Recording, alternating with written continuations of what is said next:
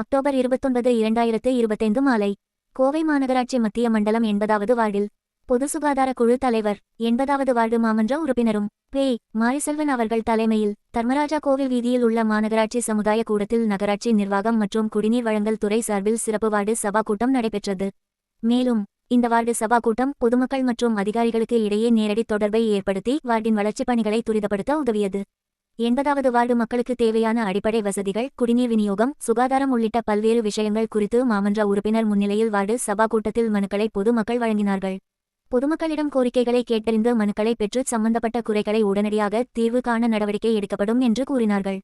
இக்கூட்டத்தில் உதவி பொறியாளர் நாகேந்திரன், சுகாதார ஆய்வாளர் தனபால், பகுதி பொறுப்பாளர் என். ஜே.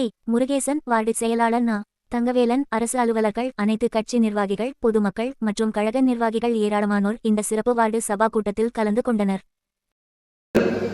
அதுபோல சாக்கடை வசதிகள் போன்ற பல்வேறு வளர்ச்சி பணிகளுக்கு வந்து 24/7ல இன்னைக்கு வந்து இந்த சுயேஸ் மூலமா 80% பணிகள் நம்ம வார்டில் தான் போகுது. அது வந்து 24 நேரம் நீங்க தண்ணீர் வாங்கலாம். அதுவும் நேரடியாகவே உங்களுக்கு வந்து அதிக ரோட்ஸ்ல தண்ணி வீட்டுக்கே வந்து நிலை ஏற்பட்டு குடிநீர் பிரச்சனையை பற்றி கிட்டத்தட்ட இந்த ஒரு 6 மாத